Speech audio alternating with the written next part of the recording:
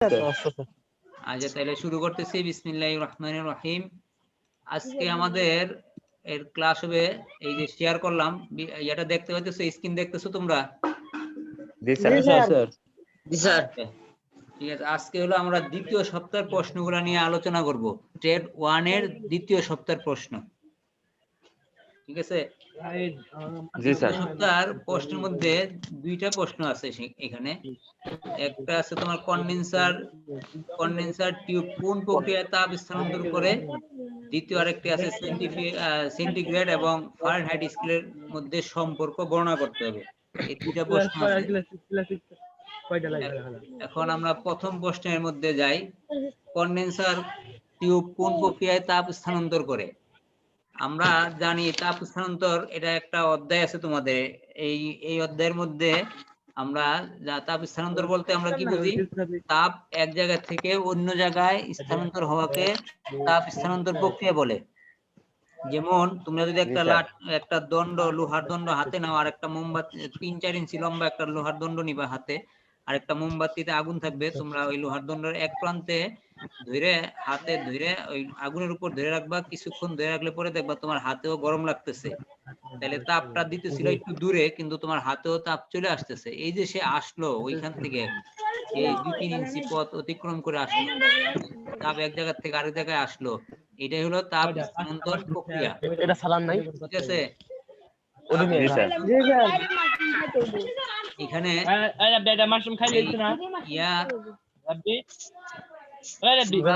তোমরা একটু তোমাদের মাইক গুলো অফ করে দাও। হিমেল, তোমার মাইকটা অফ করে দাও, তোমাদের শব্দ আসতেছে বেশি, তাইলে বুঝতে সমস্যা হবে। হ্যাঁ, যখন কথা বলবা তখন মাইকটা আবার অন করে নিও। আচ্ছা স্যার। ঠিক আছে, আজাদের মাইকটা অফ করে দাও। হ্যাঁ, তারপরে এটা আর স্বাধীনের মাইকও অফ করে দাও, আবার যখন কথা বলবা তখন অন করে নিও। ঠিক আছে, হ্যাঁ ঠিক আছে, গুড। তাইলে এখন আমরা আবার শুরু করতেছি।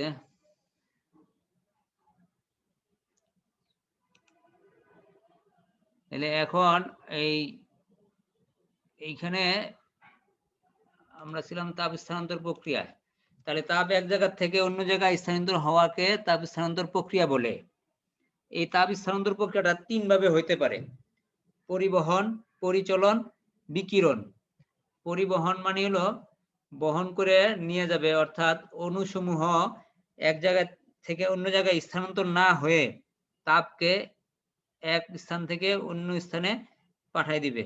যেমন তোমরা যদি 10 জন ছাত্র 10টা বেঞ্চে বসে থাকো, প্রথম বেঞ্চে যদি এরকম স্বাধীন থাকে, স্বাধীনকে যদি বলা হলো যে এই বইটা আজাদকে দিয়ে দাও, আজাদ যদি 10 নম্বর বেঞ্চে থাকে, তাহলে স্বাধীন দিয়ে দিল তোমার রাজুকে, রাজু দিল আবার হিমেলকে, হিমেল দিল আজাদকে, যে একজন একজন করে দিল। কেউ কিন্তু উঠলো না, জায়গাতে বসে রইল, কিন্তু বইটার পিছনে দিয়ে দিল। তাহলে এটা একভাবে বইটার পিছনে চলে গেল। এটা হলো পরিবহন প্রক্রিয়া।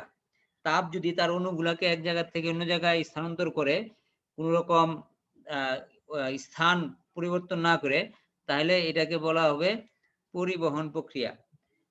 আর পরিচলন মানে চলাফেরা করে, অর্থাৎ অণুগুলা যদি এক জায়গা থেকে অন্য জায়গায় স্থানান্তর হয়, স্থান পরিবর্তন করে যদি তাপকে স্থানান্তর করে, তাহলে এটাকে বলা হবে পরিচলন। যেমন স্বাধীনকে যদি বইটা দেওয়া হলো, আজাদ 10 নম্বর বেঞ্চে আছে, ওকে নিয়ে বইটা দিয়ে দাও, তো সে উইঠা তার জায়গা থেকে উইঠা হাইটা যায় আজাদের হাতে বইটা দিয়ে আসলো। এই যে সে চলাফেরা করে যে বইটা দিয়ে আসলো, এটাকে বলা হয় পরিচলন প্রক্রিয়া। আরেকটা হলো বিকিরণ প্রক্রিয়া। এখানে অণুসমূহ কোনো এরকম ভাবে কঠিন বা তরল বা এই ধরনের কোনো মাধ্যম ছাড়াই, কি বলে, বায়বীয় মাধ্যম বা এরকম ভাবে ইয়াতে এক জায়গা থেকে তাপ অন্য জায়গায় স্থানান্তর হয়, তাকে বলা হয় বিকিরণ বর্ধিত। যেরকম তোমার ইয়েতে বা সূর্য থেকে আমরা পৃথিবীতে তাপ পাই, এই যে তাপ আসে এটাকে বলা হয় বিকিরণ প্রক্রিয়ার মাধ্যমে এই তাপটা আমাদের কাছে পৌঁছায়, এটা হলো বিকিরণ প্রক্রিয়া। তাহলে পরিবহন, পরিচলন, বিকিরণ, এই 3 ভাবে তাপ স্থানান্তরিত হইতে পারে। এখন আমাদের এখানে প্রশ্ন করা হয়েছে কন্ডেন্সার টিউব কোন প্রক্রিয়া তাপ স্থানান্তর করে। তো কন্ডেন্সারের ভিতরে হলো হিমায়ক থাকে, গরম হিমায়ক থাকে।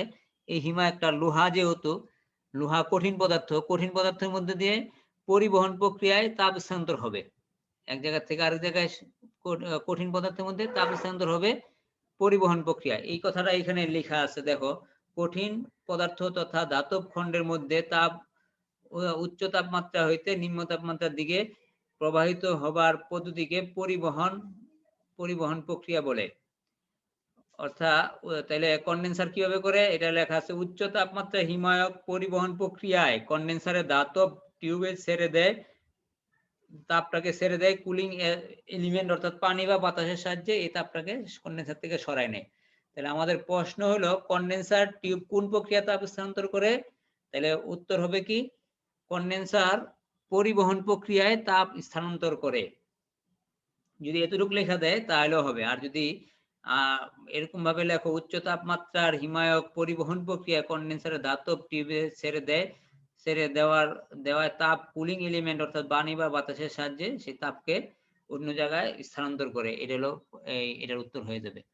তাহলে এটা একটা উত্তর গেল। আর দ্বিতীয় প্রশ্নটা ছিল সেন্টিগ্রেড এবং ফারেনহাইট স্কেলের মধ্যে সম্পর্ক। তাহলে আমরা এখন এই দ্বিতীয় প্রশ্নের উত্তর দেখি সেন্টিগ্রেড এবং ফারেনহাইট স্কেলের মধ্যে সম্পর্ক। দেখো এখানে প্রথমে আমি সেন্টিগ্রেডকে সি দ্বারা প্রকাশ করা হয়, ফারেনহাইটকে এফ দ্বারা প্রকাশ করা হয় এখানে। তারপরে দেখো নিচে সেন্টিগ্রেডের স্কেলটা হলো 0 থেকে 100 ডিগ্রি সেলসিয়াস পর্যন্ত হয়, আর ফারেনহাইট স্কেলটা হলো 32 থেকে 0 থেকে 100 না 100 থেকে 0? 0 থেকে 100 আর কি। এখন বড় সংখ্যাটা উপরে দিতে হবে, পজিটিভের দিকে রাখতে হবে। আর যদি তা না করো তাহলে বিয়োগ হলে তোমার রেজাল্টের সাথে। হ্যাঁ বলো। হ্যাঁ কিছু বলবা? তাহলে দেখো এখানে আমরা দেখতেছি কি 0 থেকে 100 থেকে 0 ডিগ্রি সেলসিয়াস পর্যন্ত গণনা করা হয়। ওই একই থার্মোমিটারটা ওই একই লম্বা দূরত্ব জায়গার মধ্যে ফারেনহাইট স্কেলে কি করলো, 0-এর পরিবর্তে 32 থেকে শুরু করে এবং 100-র জায়গায় সে 212 এরকম ভাবে মোট 180টা ভাগ করে। ডিগ্রি সেলসিয়াস স্কেলে হলো 0 থেকে 100 পর্যন্ত 100টা ভাগ করে, আর হলো তোমার ডিগ্রি ফারেনহাইট প্রক্রিয়ায় হলো এটাকে ভাগ করে হলো 0 থেকে 100 পর্যন্ত 100টা ভাগ করে। তাহলে এই হলো এই জন্য এখানে লেখা হয়েছে C/100 - 0 F/212 - 32। তাহলে এই 100 সিটা কি, ডিগ্রি সেলসিয়াস। 100 হলো তার স্কেলে 0 থেকে 100 স্কেল পর্যন্ত করা হয়, এখানে 100 থেকে মাইনাস দেওয়া হয়েছে 0। আর ডিগ্রি ফারেনহাইটে এফ থাকে 100 212 মাইনাস হলো 32 ডিগ্রি ফারেনহাইট। তাহলে এইটা হলো এটা প্রথম সূত্রটা দিব। তারপরে এখন দেখো আমি যদি 100 থেকে 0 থেকে 100 বিয়োগ দেই তাহলে 100টা ঘর হয়, তাহলে সি এর নিচে 100 দিলাম। আর 212 থেকে যদি 32 বিয়োগ দেই তাহলে 180 হয়, তাহলে এফ এর নিচে 180 দিলাম। তারপরে কি করলাম, C/100 ওই যে মাইনাস যে আছে 32 যেটা আছে এটাকে F-32 অর্থাৎ তুমি ফারেনহাইট স্কেলে যদি যে তাপমাত্রাটা পাইবা এটা থেকে যদি -32 করো এবং 180 দিয়ে ভাগ দাও তাহলে ডিগ্রি সেলসিয়াসের ওইটা সমান হবে, ডিগ্রি সেলসিয়াসে এত ডিগ্রি সেলসিয়াস হবে। এটা একটা গাণিতিক ভাবে প্রুফ করা যাবে। তো এখন এইখানে দেখো C/100 আর হলো ওইখানে আসছিল কি C/100 আর ওই পাশে আছে F-32/180। তারপরে আছে কি এখন C/5। এই 5 কিভাবে আসলো, এই 100 এবং 180 কে 20 দ্বারা ভাগ করো, তাহলে 5 20 100, তাহলে C/5 হলো। আর 9 20 হলো 180, তাহলে F-32/9 এইটা সমান C/5 সমান F-32/9। তাহলে সি সমান কি হবে, F-32 ইন্টু 5, এই যে নিচে যে 5 ছিল এটা ওই পারে যখন চলে গেল তো গুণ হয়ে গেল, ইন্টু 5 ভাগ হবে 9 দিয়ে। এখন এইটাই হলো সম্পর্ক। অর্থাৎ তোমাকে যদি বলা হয় যে 2 ডিগ্রি সেলসিয়াসে কত ডিগ্রি ফারেনহাইট হবে, তাহলে সূত্র হবে কি C সি সমান সমান f মাইনাস 32 ইন্টু 5/9, যা হবে এটাই হবে এটার এই উত্তর। তাহলে এখন তোমরা এটাকে একটা খাতায় যদি ইয়ে করে নাও, এই সূত্রটা যদি লিখে নাও, তাহলে দেখতে পাবা যে এটার সূত্রটা কিভাবে মিললো। তো তোমরা একটা কাজ করো, এই সূত্রটাকে এখন খাতার মধ্যে লেখো, অর্থাৎ লাস্টের লাইনটা, একদম শেষ লাইনটা, C equal to f minus 32/9 into 5, এটা লিখে পড়ে আমি তোমাদেরকে একটা সংখ্যা বলবো, তোমরা এই সংখ্যাটা ডিগ্রি ফারেনহাইটটাকে এখন মনে করো 100 ডিগ্রি ফারেনহাইটে সমান সমান কত ডিগ্রি সেলসিয়াস হয়, এই অঙ্কটা এখন করবা তোমরা। তোমরা একটু খাতা কলম নাও, নিয়ে এই নিচের লাইনটা লেখো। সবাই কি শুনতে পাইতেছো আমার কথা? এবার মাইকটা আনমিউট করো। জি স্যার। জি স্যার, পাচ্ছি স্যার। আচ্ছা, তাহলে একটু লেখো তো। এফ এর জায়গায় লিখবা 100। আমি বললাম যে 100 ডিগ্রি ফারেনহাইটে কত ডিগ্রি সেলসিয়াস হয়, এটা আমরা এখন একটা অঙ্ক করব। তাহলে সূত্রটা লিখবা হলো C equal to f minus 32 into 5 ভাগ হলো 9। তাহলে এফ এর জায়গায় লিখবা হলো 100 ডিগ্রি ফারেনহাইট, 100। তাহলে এফ এ 100 লিখবা, মাইনাস 32 ভাগ করো সবাই। মাইনাস সি সমান সমান লেখো, সি সমান সমান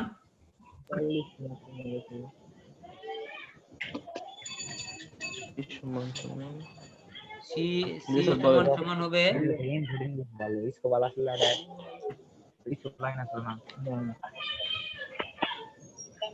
37.77। হ্যাঁ, সি উত্তর কত পাইলা তাইলে? 37.77। হ্যাঁ, সবার কি মিলছে? তাইলে 100 ডিগ্রি ফারেনহাইটে তাহলে কত ডিগ্রি সেলসিয়াস হবে?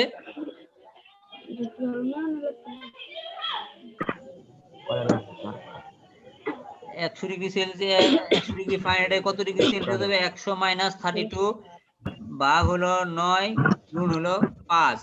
হ্যাঁ, 37.77।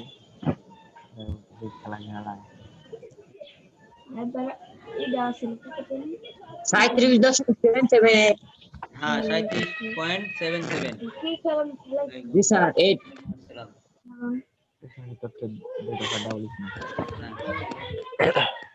তাহলে স্যার এটা কি করে দিতে হবে? হ্যাঁ, কি বলো?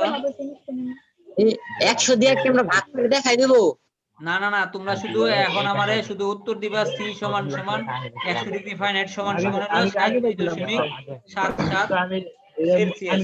এটাই সম্পর্ক। এই প্রশ্নে এই লাইনটাই, এই প্রশ্নের উত্তরটা অর্থাৎ সেন্টিগ্রেড এবং ফারেনহাইট স্কেলের মধ্যে সম্পর্ক হলো একদম শেষ লাইনটা, সি সমান সমান f মাইনাস 32 গুণন 5 ভাগ 9, এটাই প্রমাণ করতে বলছে। স্যার তাহলে আমরা যে স্ক্রিনে যেটা দেখতেছি এটা শুধু খাতা উঠাই দিলে হয়ে যাবে? হ্যাঁ, শুধু এই নিচের লাইনটা খাতা উঠাই দিলে এই উপর থেকে করে আনতে হবে। সি ভাগ 100 মাইনাস 0 এইভাবে